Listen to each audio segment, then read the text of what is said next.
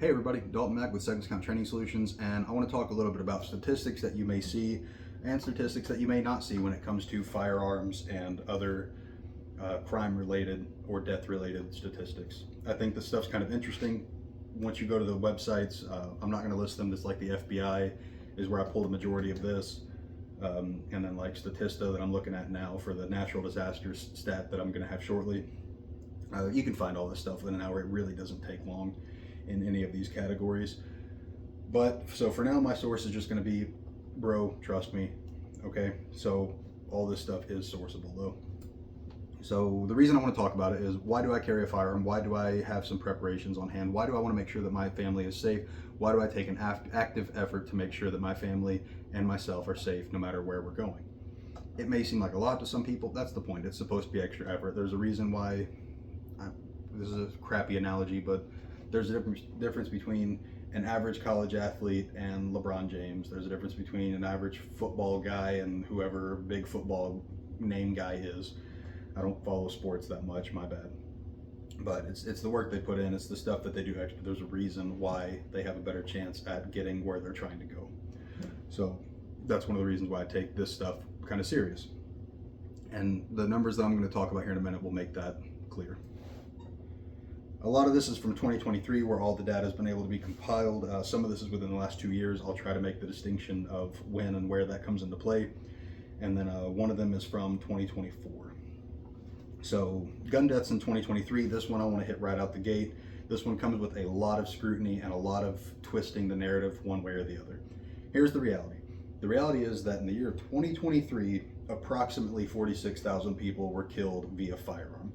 Somebody's life was ended by a firearm in 2023 46,000 times. I'm going to put a period there, and then I'm going to break it down a little bit more.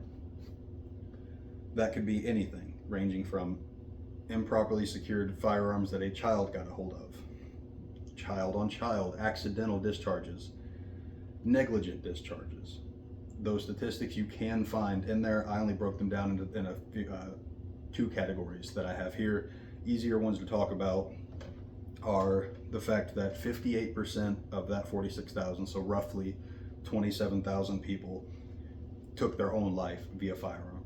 So half that statistic that gets touted around as being super scary, 46,000, oh my God, take all the guns away, over half of them were people deciding to take their own lives.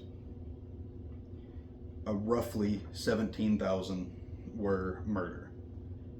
You can go on the FBI statistics and see that the murder could be gang related, drug related, home invasion, like it encompasses all types of things. That is not necessarily saying that somebody walked up in cold blood on the street and shot somebody, which is another look at why I carry. How often does that really happen? More often than you may think. There's some more statistics that I've got coming up. All right, so just keep in mind that yes, 46,000 people roughly were killed in 2023 via firearm. That is a fact.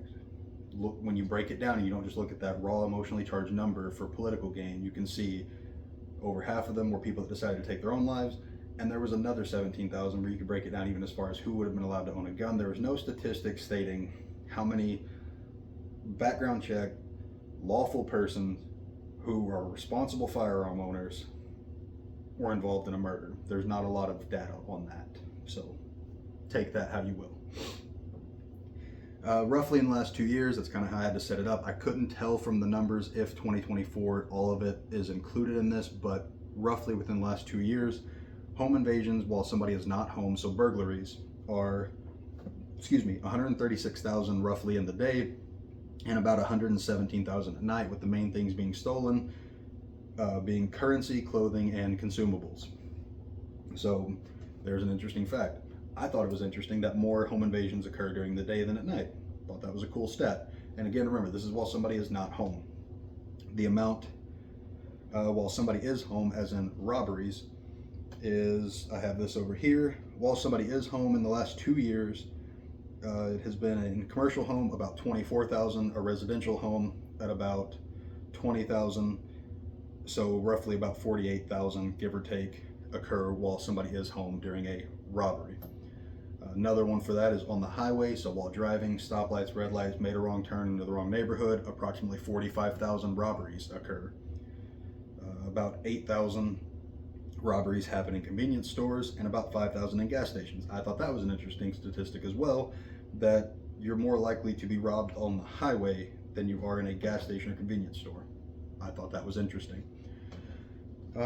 So bringing it back to some of the other statistics, keep in mind these are what's reported and what's followed up on. This is not a complete list of everything, but this is what the FBI at least has on file.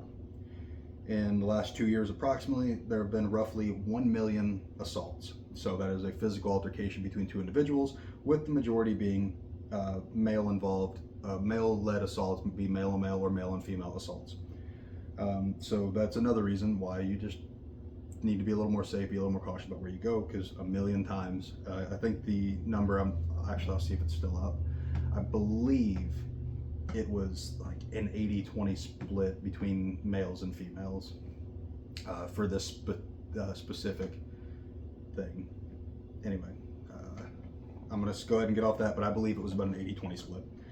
Sexual assaults or rape was roughly about 10,000. Again, keeping in mind this is reported and followed up on accounts of sexual assaults or rape. I'm not going to go too far into that. I'm a 270-pound dude. I'm not going to pretend to understand what any of that's like, but I included this because to me that means if I'm a 120, if I'm just a woman in general, even a man, there were obviously statistics on how many males are raped also, so, but I'm not here to pick one side or the other. That's horrific. I would say a firearm or some type of martial arts, something could have helped people in that situation. And it's just something to keep in mind that there are monsters out there, and it's important that you need to be a little bit of a monster yourself when dealing with people like that. I went over the robberies. The murder, I believe this was from 2023, I'd have to look it up, was 39,000. That again, so that is separate from the roughly 18,000 gun deaths. That is just murder. That's gun, vehicle, knives, pills, poison, whatever. That's roughly 39,000 convicted murders in, I believe that was from 2023. All the more another reason to not go stupid places with stupid people at stupid times, and to do your best to be vigilant and really just stay home, chill. An interesting number of stats that took me actually the longest to find was environmental deaths. So in 2024, this leans off of the self-defense side and more of the self-reliance side.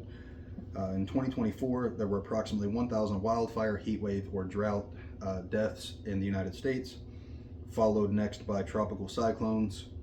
It's going to be like hurricanes and things, depending on how you categorize it, at about 320.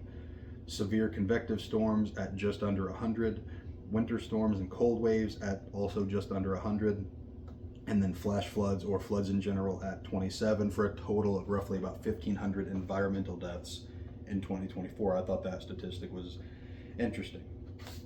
So those are just some numbers that, again, you may see, you may not have seen, you may want to hear, may not want to hear, but those are some numbers as to that lead me to my decision to take responsibility for my own actions, take responsibility for my life and the life of my families when I'm out in public or doing anything, be that camping or whatever.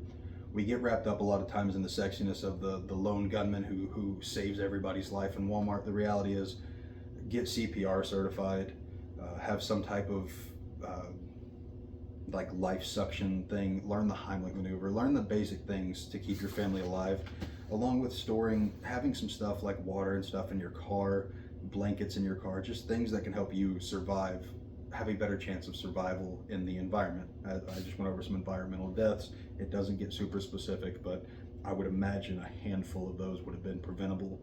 And the one thing I like to remember too is you can look at your odds of being a crime in this city, in this state, are 1 in blah, blah, blah. That's the same odds for everyone though. Everybody has that same 1 in whatever chance.